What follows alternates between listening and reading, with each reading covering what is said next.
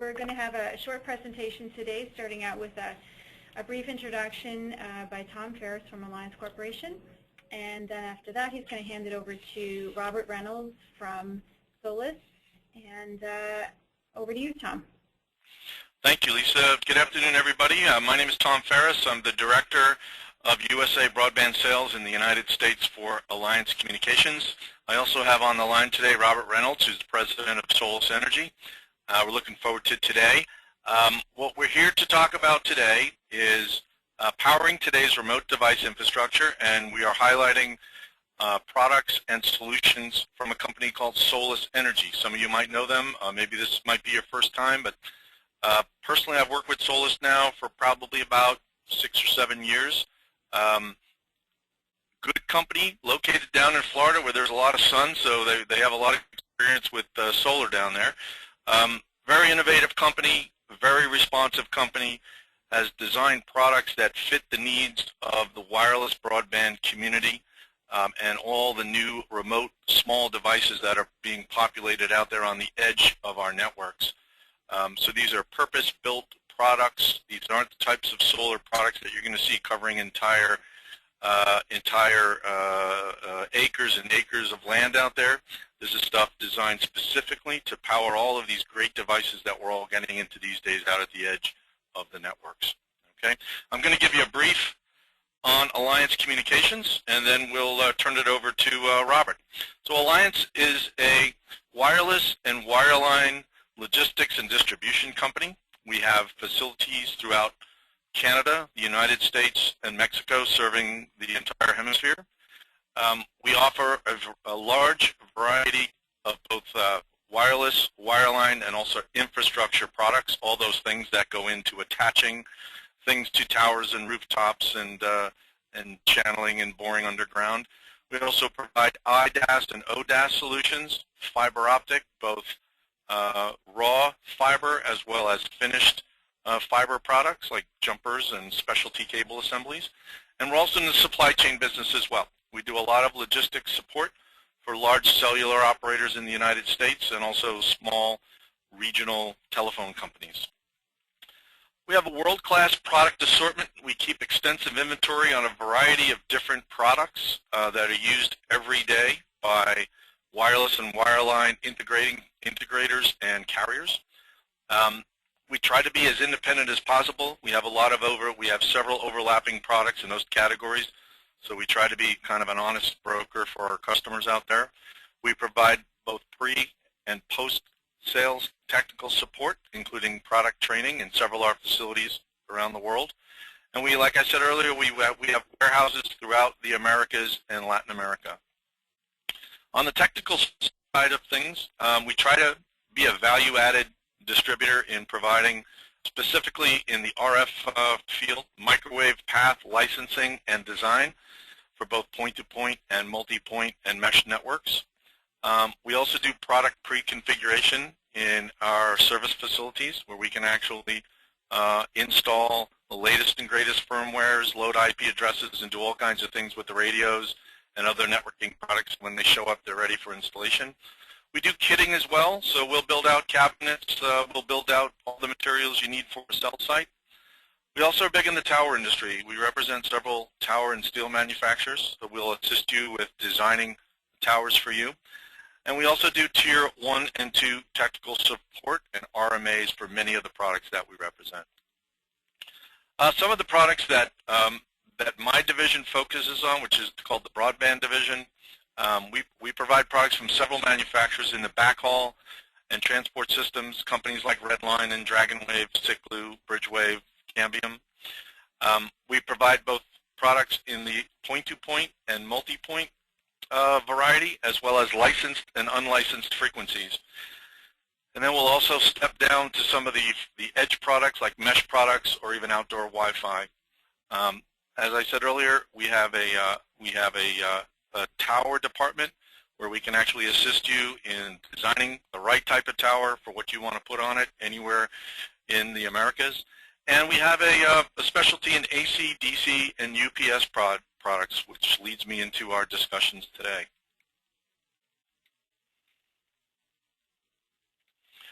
So that's it from the Alliance side of things. If we can be any help to you, please contact us after the show. We'll be sending out some follow-ups as well. Use us as a distributor of first choice for any types of wireless and wireline products you have. And here's just a couple of ways to see us in social media and on the web. So Lisa will be sending copy presentation out to everybody. So please come up to the website, take a look at our Facebook site and our YouTube channel, and keep your eyes posted for upcoming webinars. I'd like to introduce Robert Reynolds of Solis Energy. Robert. Hello, everyone. How are you all doing? My name is Robert Reynolds with Solis Energy. Thank you for joining us today as we will go ahead and get started by beginning with a quick single-slide overview of the company and then dive right into what is driving the demand for outdoor power solutions. Then we'll discuss the products that Solis Energy provides to support the end client and their outdoor power needs. Finally, we'll also review some real-world case studies where Solis Energy products have been deployed to give everyone a look at the various markets and solutions using outdoor power products today. So who and what is Solis Energy? We're a manufacturer of outdoor solar generators and outdoor battery backup systems for wireless radios, surveillance cameras, remote monitoring systems, and any low wattage application where outdoor power may be required. We specialize in supporting the outdoor power needs for key markets such as security, rail and transportation, smart grid, industrial automation, and telecommunications. Solis Energy provides simple and economical solutions for two real-world problems: the unavailability of power and the unreliability of the power grid. We're headquartered outside of Orlando, Florida, and have been in operation since 2005, so we're on our 10th year now. Our products are utilized in 6 of the 7 continents, including most, if not all, of the U.S., Canada, Central and South America, and reaching across into Europe, Asia, and even we have systems installed in Australia. As stated earlier, we support applications in security, telecom, smart grid, both electric and water, transportation, industrial automation with remote monitoring, which includes data and telemetry type applications. In fact, this picture on the, shows one of our systems in an environmental remediation project.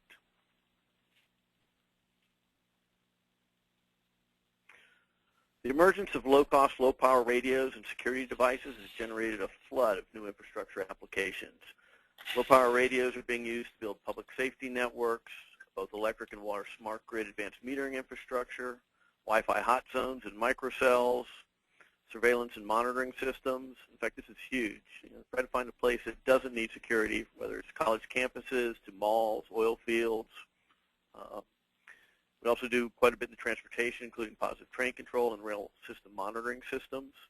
In fact, here are a few examples to get you all thinking of the possibilities where outdoor power solutions can be used.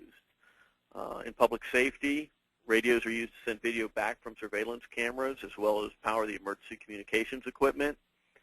The smart grid AMI market, any AMI deployment, data needs to be sent back from the smart meters to an operations center.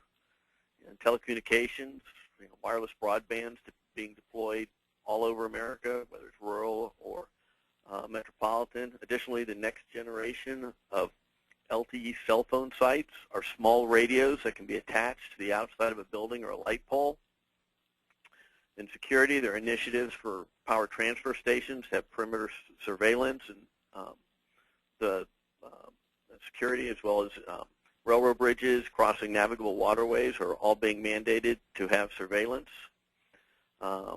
Transportation, the federal government has mandated and funded that all railroad crossings have signals, and the railroad has the ability to monitor trains, whether that's long-haul trains and or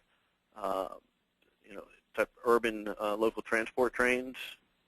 In fact, in the news, there's been so much with the trains exploding. I think this or catching fire is even going to expand significantly more. But in each of these cases, either the power is not there, as in the railroad crossings, it's the wrong power, as in the substations, or it cannot tolerate brief dips or outages, such as cell sites, public safety, or the smart grid. And according to the National Power Laboratories, a typical consumer location in the U.S. can experience an average of 24 power disturbances each month. And this is where Solis Energy's products come into play, as we supply clean, uninterruptible power So let's review our 4 main products. Our first products are solar generators. The solar generators, or SVPs, are used when access to AC or commercial power is not available or is not feasible. If AC power is available and brownout blackout protection is needed, we have our outdoor UPSs, or battery backup systems. The third is our continuous power bridge. Many street lights and parking lot lights do not have power during the day. The CPB, or continuous power bridge, powers a camera or radio attached to a street light during the day, and then at night when the power comes back to the street light, it recharges the battery. Additionally, we manufacture component parts to support our systems. These include our light pole power tap, which pulls AC power from a street light. We also make low voltage disconnects, DC to DC converters, PoE injectors, and other complementary components. So let's review our solar power plants. Our solar power plants provide power where there is an absence of commercial power. They're very reliable. They're designed to provide continuous power even under harsh conditions. It's a ruggedized solution. Quality components ensure long life and continuous power delivery over a wide range of temperature and climate conditions. All our systems are pre-wired and designed for fast, easy installation. Typically, a system can be installed within a couple of hours. And they're very adaptable. They can be configured with a variety of power options, such as 12, 24, 48 volt, PoE, or any combination of those, as well as AC power. They also have multiple mounting options, such as pole, ground, or wall mounting.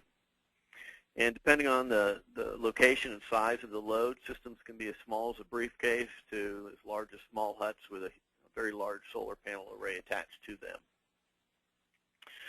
The solar power plant, in almost all cases, is a more cost-effective solution to that of trenching or having a utility company install a meter. Our systems come with the charging electronics, the enclosure, the solar array and mounting, and the batteries to power the system.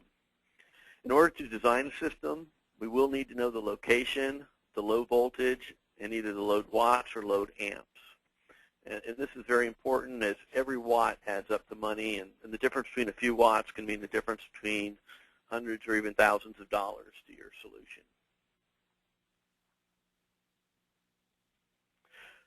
We have several pre-designed solutions to meet many applications. Here are some of our most common systems. And of course, you can also customize the solution for your specific requirements.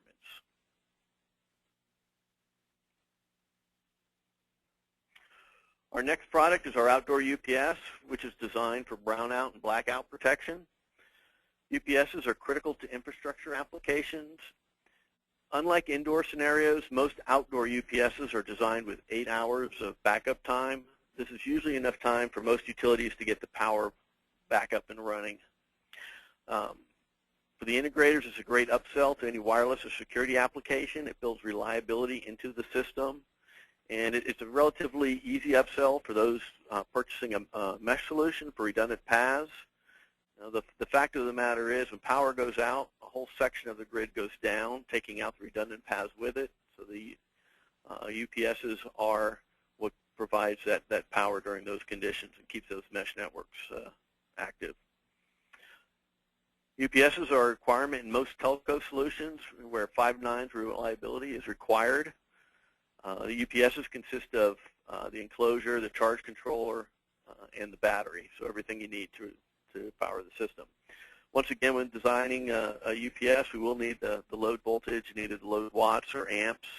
We'll also need the input voltage if it's not going to be 120 VAC, volts AC. Lately, our biggest seller has been our continuous power bridge. This is due to the fact that many street lights and parking lot lights do not have power during the day. The CPB powers the camera or radio attached to a street light during the day, and then at night when the power comes back to the street light, it recharges the battery. For all intents and purposes, you can think of a continuous power bridge as a souped-up UPS, but unlike the UPS, it expects the power to be, unlike a UPS which expects the power to be on most of the time, the continuous power bridge expects the batteries to be cycled regularly, and has a short time to recharge the batteries before the power goes out again. We designed the systems to provide 40 hours of backup. This gives enough power to cover 2 days and 1 night of power outage. In other words, if for some reason the power does not come on one night, it still has enough juice in it to make it to the following night for the power to return. You know, the components of the continuous power bridge are, once again, the enclosure, the controller, and the electronics to power your device, as well as the battery inside. And as I mentioned before, once again, when we design the system, we do need the load voltage and either the load watts or amps, as well as the input voltage, just like on a UPS. It's not going to be 120 volts AC. Finally, our last product for today's discussion is our light bulb power tap. The LPT is easily installed between the photocell and the street light to pull AC power from the light. No electrician is required. Essentially, it's a vampire tap that acts just like an extension cord and allows you to access power from the light pole to run your equipment. Our two most common versions are the LPT 130 and LPT 131. The LPT 130 comes with a terminated 3-prong connector and is plug-and-go ready. The LPT 131 comes with a 12-foot unterminated cord, which gives you the capability to hardwire into the radio or camera, which it will be powering. The 130s are most commonly used for temporary installations, and the 131s for more permanent installations. Law enforcement agencies love these for temporary surveillance in high crime areas or to put up cameras at an event.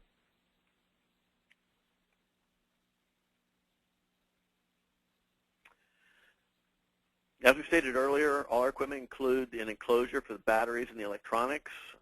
So Solis Energy's enclosures are engineered for ruggedness, strength, and durability and are ideally suited for housing batteries and electronics.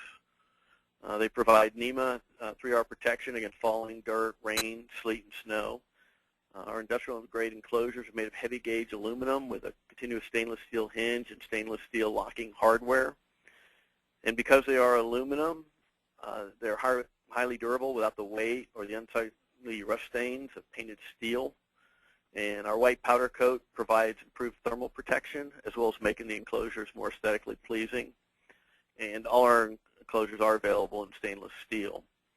There are multiple options, including shelving, additional DIN rail, 19-inch racking.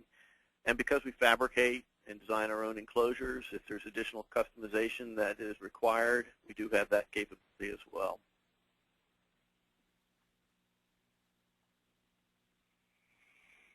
Each client's power needs are unique, and Solis Energy offers a suite of ancillary components for our systems.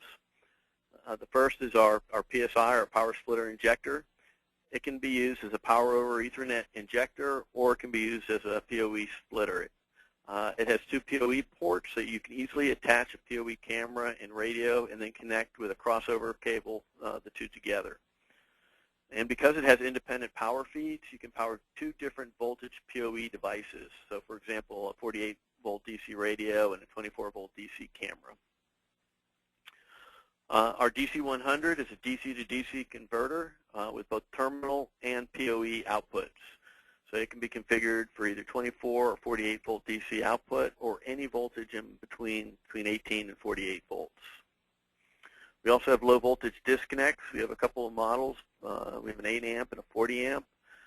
The purpose of the low voltage disconnect is to turn off power to your load when the battery voltage gets too low. It's designed to protect the battery. Our LVDs have jumpers so you can set the disconnect point as well as the reconnect voltage based on your requirements. They also have feeds for monitoring the status of your low voltage disconnect remotely, which leads into our remote system monitor. Our remote system monitor is an SNMP monitor that will send either SNMP notification or an email notification if a system is operating outside of normal conditions. And for all of you selling in the carrier space, you know how critical SNMP monitoring is. And it could be added to any of our solar UPS or continuous power bridges.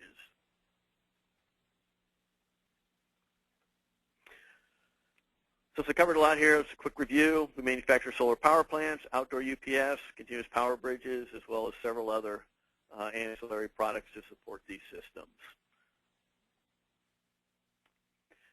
Before we get into our case studies, where we discuss real-world applications that utilize Solis Energy's products, we wanted to let you know that many of the leading radio manufacturers have selected Solis Energy to be their technology partner for outdoor power.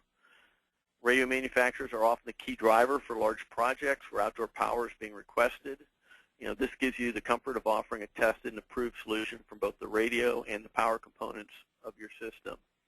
Additionally, we have pre-designed solutions for most radio and camera equipment that are, and they're all available from Alliance to get that quickly size your systems.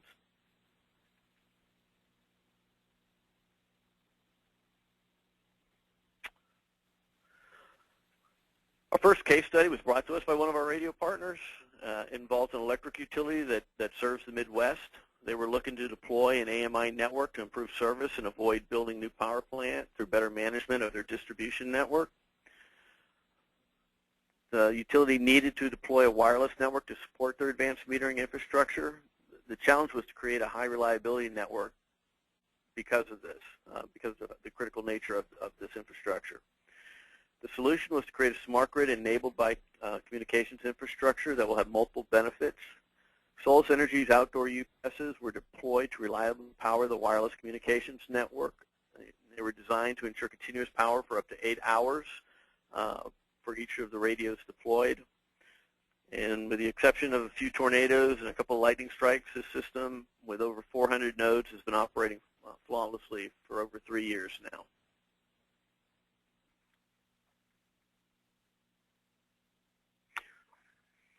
The second case study is also for a utility. In this case, the utility needed to provide perimeter security for a large solar farm. The utility needed to protect the hundreds of acres of land in use. This opportunity was brought to us by the video analytics software company being used by the farm itself. The bottom line is this place has lots of power, but it's inaccessible to power devices from. So the company needed to deploy a high reliability system to protect the critical infrastructure. Each solar power plant needed to power a radio and either 1, 2, or 3 thermal cameras. For the single camera locations, we used a 12-volt DC system and added our DC 100 DC to DC converters to power the camera and the radio at 48-volt DC. On the 2 and camera locations, we used 24-volt systems to power a PoE switch, which in turn powered the radio and cameras via the 48-volt DC. When this project finishes, they will deploy over 200 solar power plants powering approximately 212 radios and 283 cameras.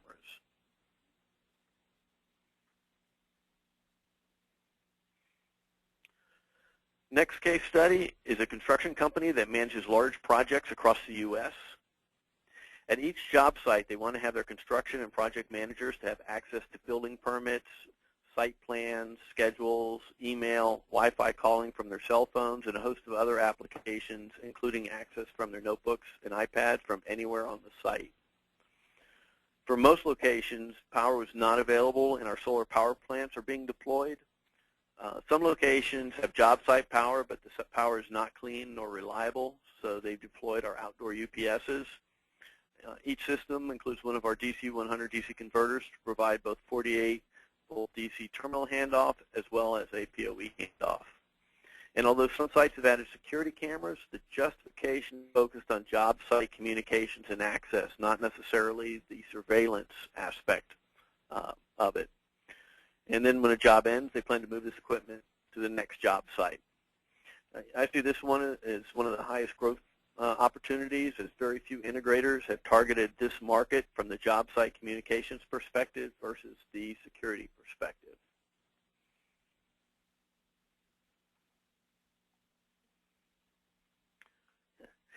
This next case study is with a water management district. This water management district is leading one of the largest environmental projects in the U.S. and the critical massive effort and use of retention ponds to capture, control, and provide water on demand between various areas for water supply and flood protection.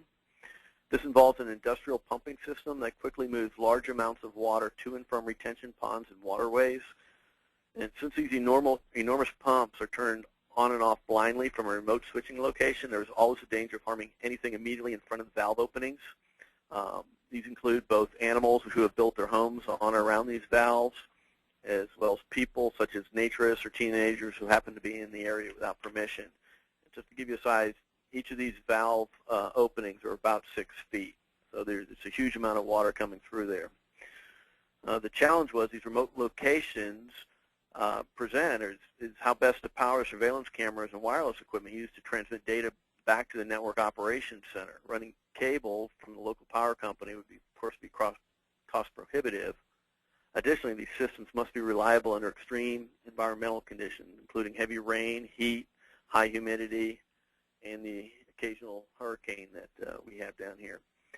The solution was a video surveillance system to remotely view the gates before the valves are actuated. Staff can easily monitor the information submitted by multiple remote cameras on a central management console, greatly reducing the risk of a valve gate opening and activating a water release before all is clear. And here's the key point. Solis Energy solar power plants were explicitly specified for this project to power the surveillance cameras and wireless radios because they are proven as rugged and reliable in harsh environments. And these systems have been in continuous operation for over 7 years now.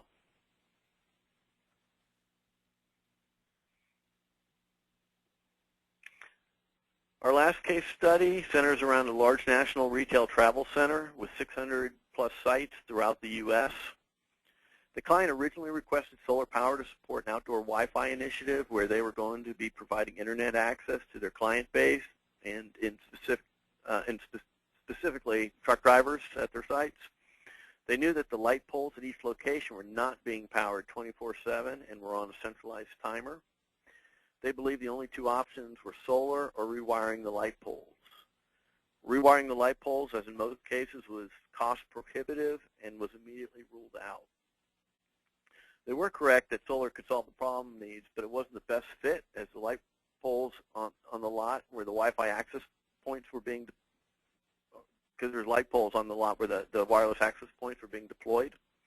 Therefore, we directed them to our continuous power bridge product and saved them quite a bit of money over that of a solar installation. One additional consideration of note is they had different voltages on the poles at the various locations, and we added an optional transformers to the continuous power bridges that can now handle 208, 277, and 480 VAC input power.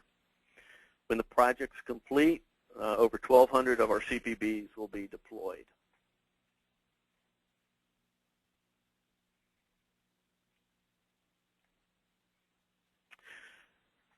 Here's a new product just to show you never know what could end up utilizing outdoor power products, such as our solar power plant. We wanted to end by showing a recent application that we partnered with. A company produces railroad crossing signs. Our SERXR is a solar-powered illuminated rail crossing sign system designed to improve the safety of rural railroad crossings. The ultra-bright LED warning sign alerts motorists of a grade crossing. It's clearly visible at night from up to 2 miles away.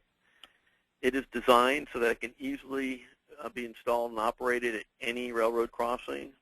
And this is a recognized MUTCD compliant product. Typically, the customer for this is going to be the Regional Department of Transportation, not necessarily the railroad, as the DOTs manage the roads.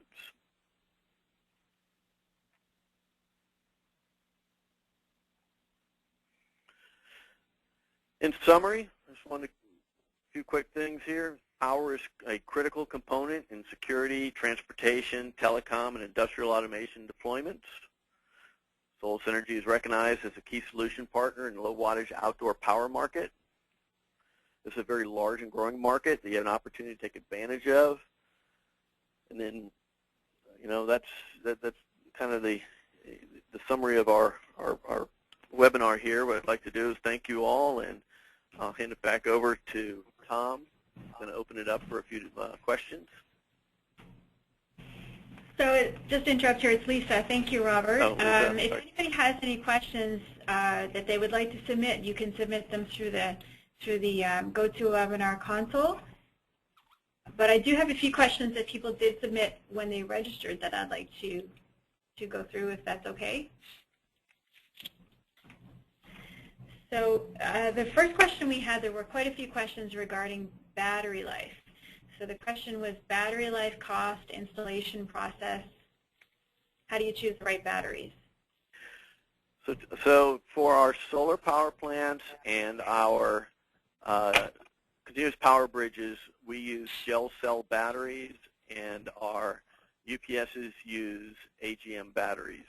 And the reason why we choose the gel batteries is they typically will have about 3,000 cycles to them under good conditions versus 600 to 700 cycles to them in a AGM with an AGM battery.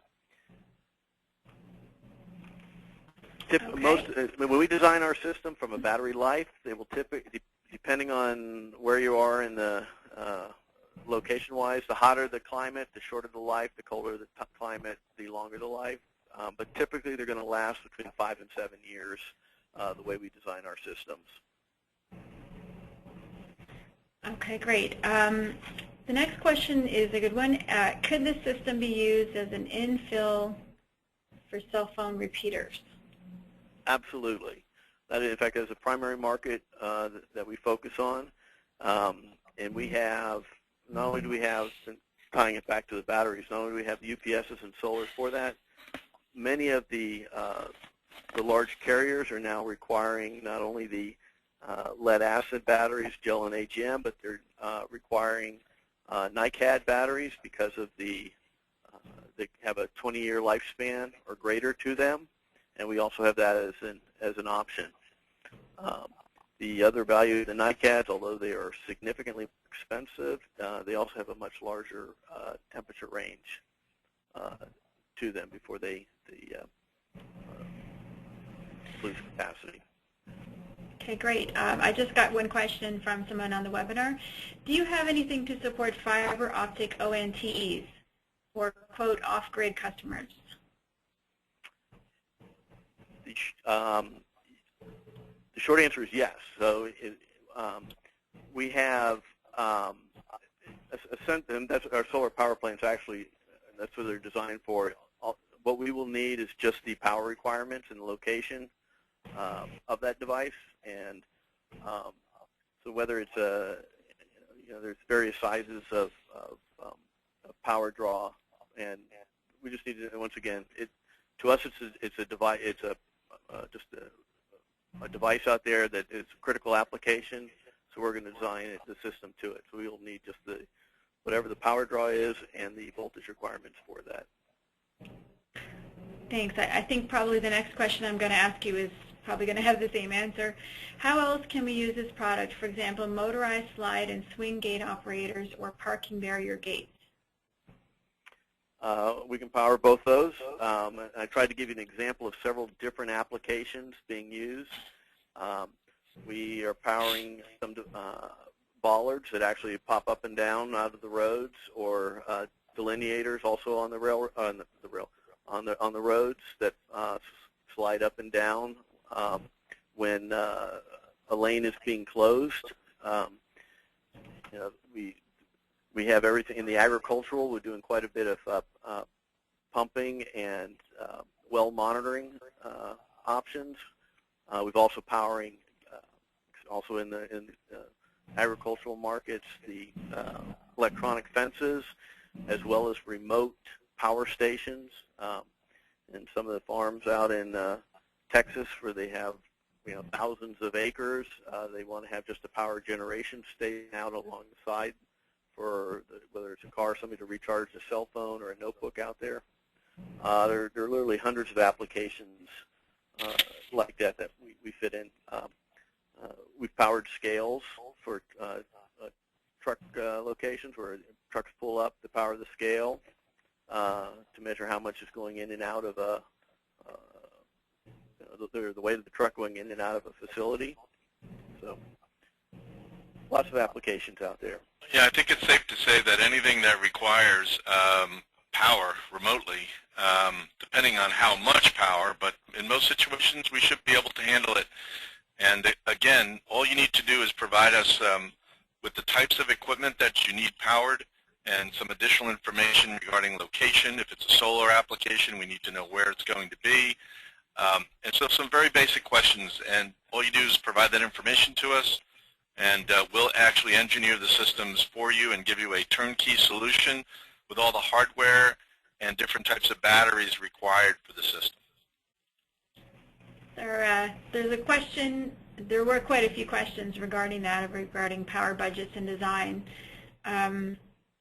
You have a special tool, that's right?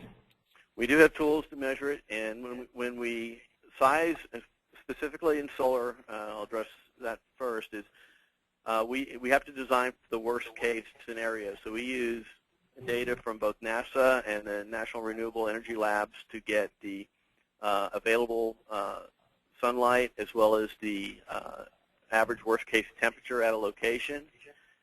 We need the sunlight information so we can design the proper size solar array, and then we need the temperature to compensate the batteries for when under cold temperatures. Lead acid batteries have less capacity than they would in a warmer temperature, so we need to make sure those batteries are designed to support the system.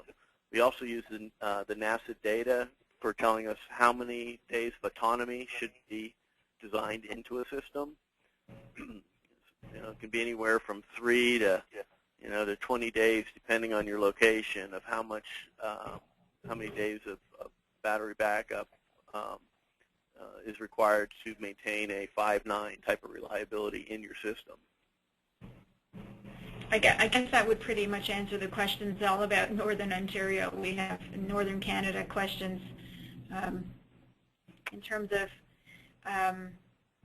using solar power in Northern Canada, dealing with short days and cold temperatures. Yes. Now that brings up anything at the extremes requires quite a bit more unique design, because it may require some additional heating capacity into the batteries, and there's one of the few cases where we may want to add in whether it's a wind turbine or other option into one of our systems. And I'll quickly address the wind turbines. The primary consideration with wind turbines is it's not a regular